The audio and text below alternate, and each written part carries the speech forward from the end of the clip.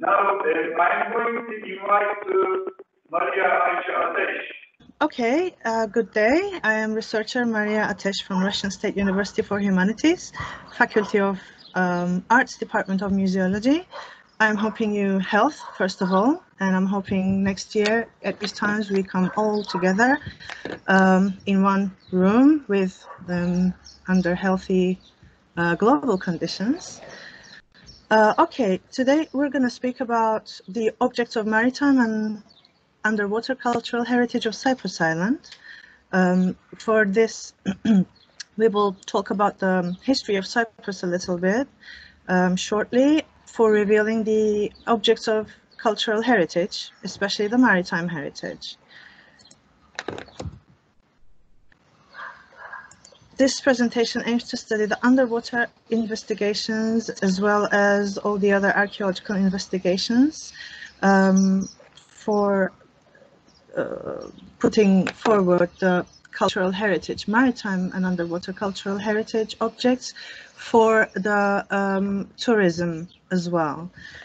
Because today tourism and heritage goes hand in hand, and tourism actually, shortly saying, it sustains the cultural heritage. It helps add to the sustainability of the cultural heritage objects, which are very important for us.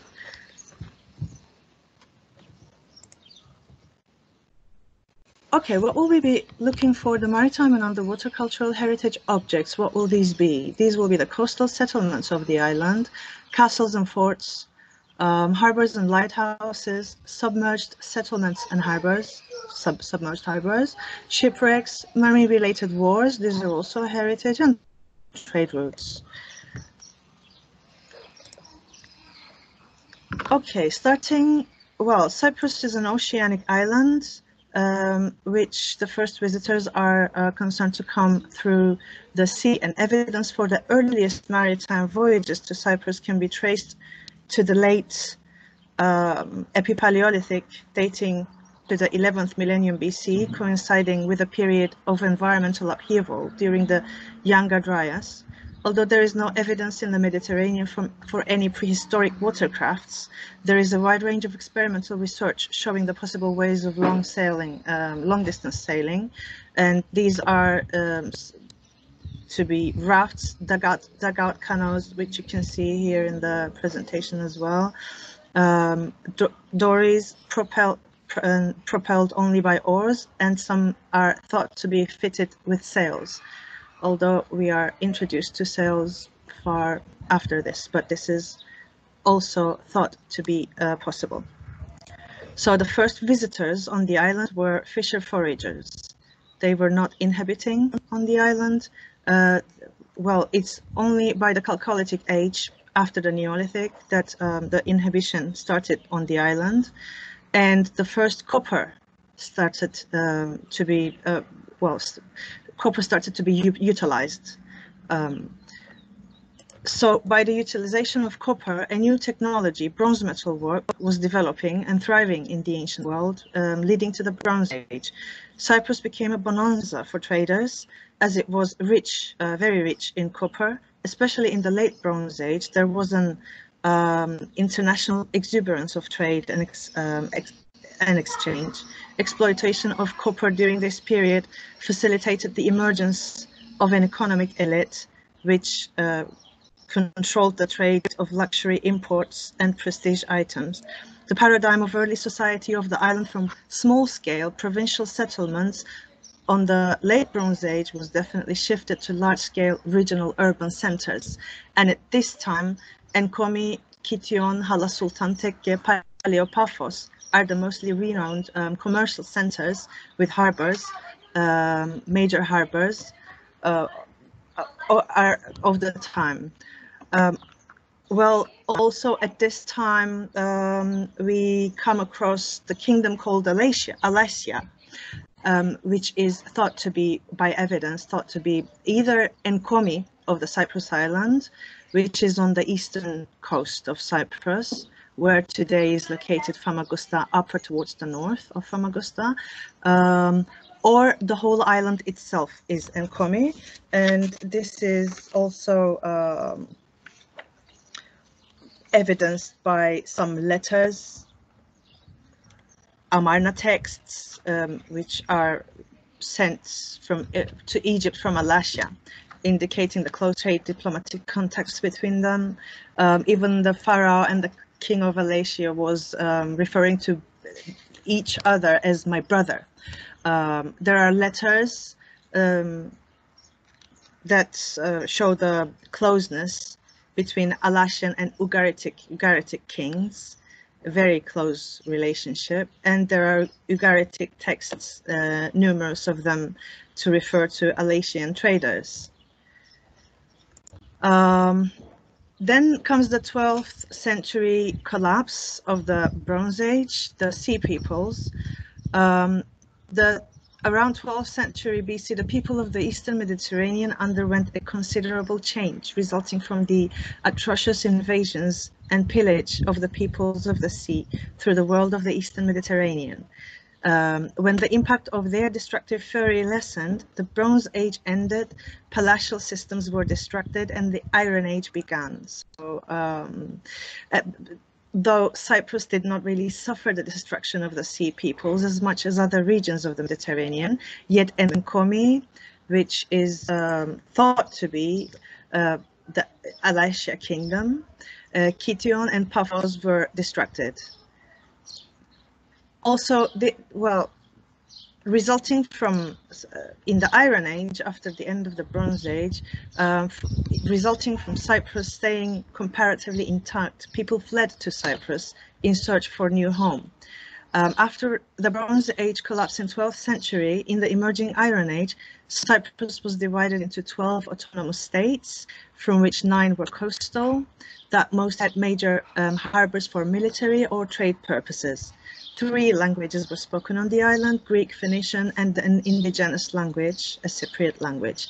Mining and export of copper still continued throughout this period as well. In about 300 BC, the Macedonian king of Egypt, Ptolemy I Sota, abolished the Cypriot kingdom and made Cyprus part of his own empire. So we come to the Hellenistic times of Cyprus, Hellenistic and Roman. In the age of Hellenism, after Ptolemy's conquer of Ireland in 300 BC, Cyprus became a part of the extensive Greek world and stayed as part of it until the erosion of Hellenic world due to the conflicts in many territories. Then Cyprus became the part of the growing Roman Empire in 58 BC. The island prospered under the Romans despite the heavy taxes on exports. In 330 AD, Roman Empire was divided into 2, and Cyprus became the part of the Eastern Roman Empire and was ruled from Byzantium. In the 7th century AD, for 52 years, it became the battleground between the Byzantine Empire and the Arab Caliphate, and was even occupied by Arabs for 4 years. In the war period, after 21 Arab raids, prosperous cities like Salamis, Lambusa, and Soli were destroyed. So Cyprus became, in 1191, it became the eastern frontier of Christendom in the medieval times. In the medieval period, first ruled by Lusignans and then by Venetians. The Crusader castles were built on the island. Major coastal ones are in Famagusta and Kyrenia. They are here, and a lot more other coastal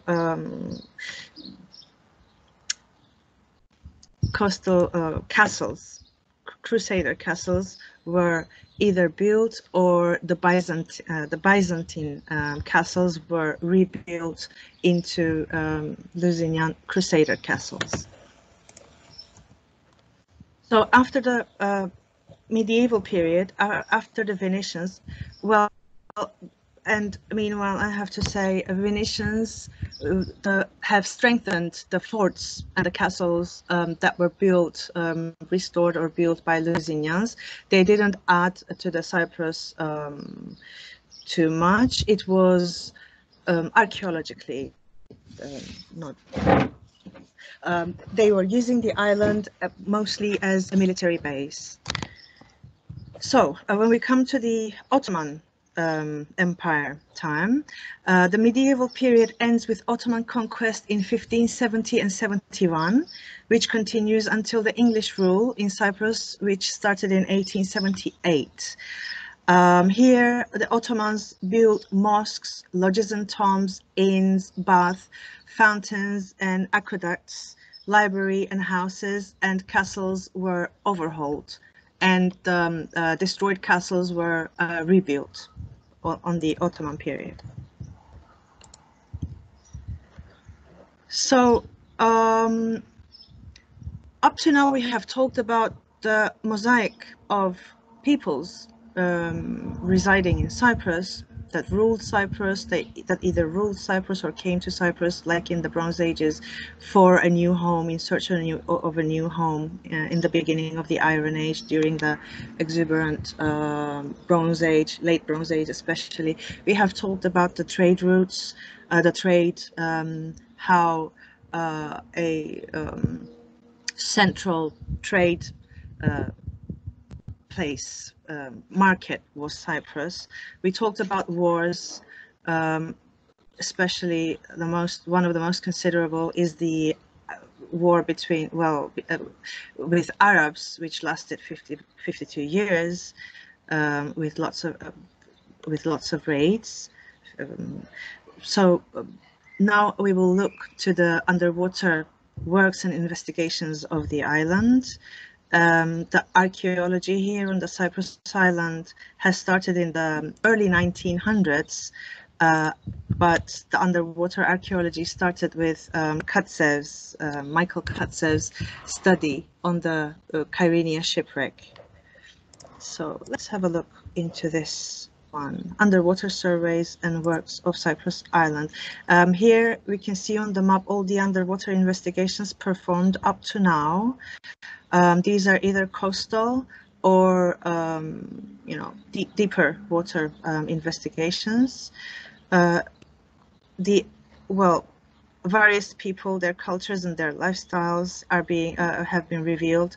Since the 1900s, Cyprus is being investigated utilizing developing technologies.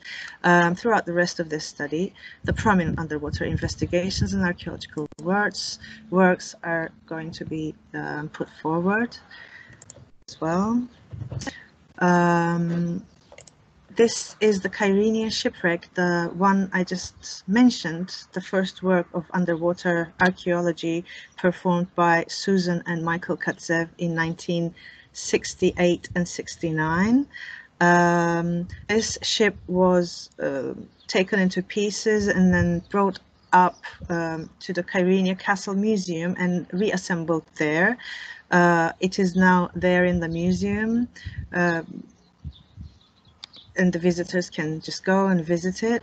And this ship is dated to circa 325, between 325 and 315 BC. We also have the Mazeltov Shipwreck, which is on the southeastern coast of Cyprus. This shipwreck is being studied since 2007 up to the present, and the studies are still going on, the investigations. It is being investigated by Dr. Stella Domestica and Professor Dimitrios Michailidis. It was found in 2006 at 45 meters depth. This is a commercial ship dated back to 4th century BC. We also have another shipwreck, Nicia shipwreck, which is resting at the depth of 28 meters at Paralimni region, which is the eastern, east-southeastern part of Cyprus Island. It is surveyed and excavated. In September 2014, it was partly excavated under the supervision of the Mayor Lab of the University of Cyprus in collaboration with the Department of Antiquities of Cyprus. The shipwreck was known by divers since 1980. It is revealed to be a late Ottoman ship and is dated back to late Ottoman period. conservation works were performed by the Department of Antiquities of Cyprus Republic and Cyprus Republic's Conservation Laboratory in situ. And finds of the ship are iron cannon, wooden rigging elements, pistol bullets, ceramics, glass tableware, and bricks. So these are the three most significant shipwrecks around Cyprus Island. There are many more, but these are relatively more intact and either preserved in situ or studied in situ or resting in the museum for the visitors to come and visit. So we also have around the island the sunken cities and harbors as results of the water level change and earthquakes. Let's have a look at those. What are those? The most significant one is the Salami City, the city of Salamis, which was built in the place of, well, not far from Kition, said to have 3 harbors with lighthouse, which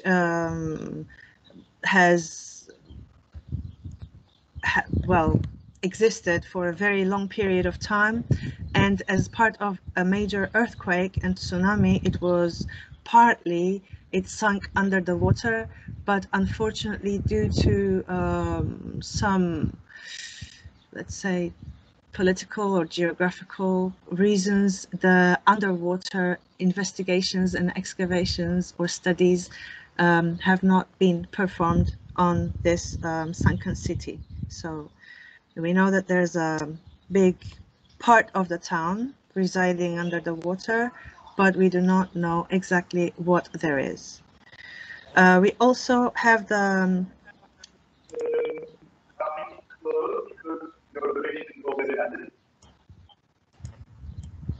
sorry, I cannot understand you exactly, but if it is about the timing, I have something like 2 minutes maximum.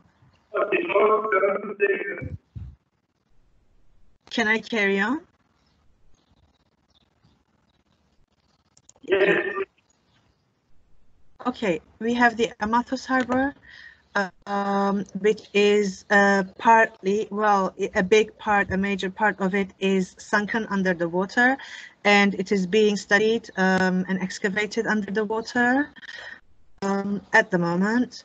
And we have Paphos Harbour, which only a small part, an intensive geographical investigation of Paphos started in 1996. And during the Paphos Ancient Harbor Exploration Project, and it is also being studied. So this is all I have to say.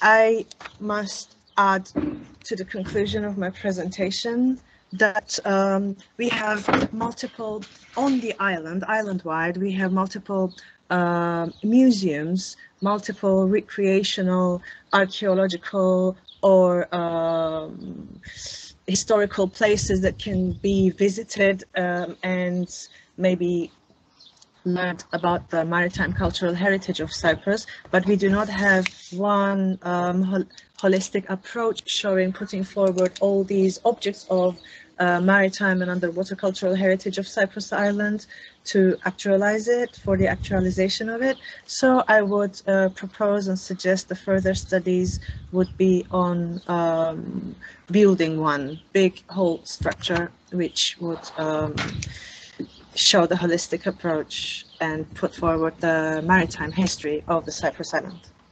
Okay, I thank you very much for your patience at the beginning, and thank you very much for your attention. I hope you could see the presentation because I'm really using this technology for the first time. So thank you. Thank you very much, Ayca. It was a very nice presentation.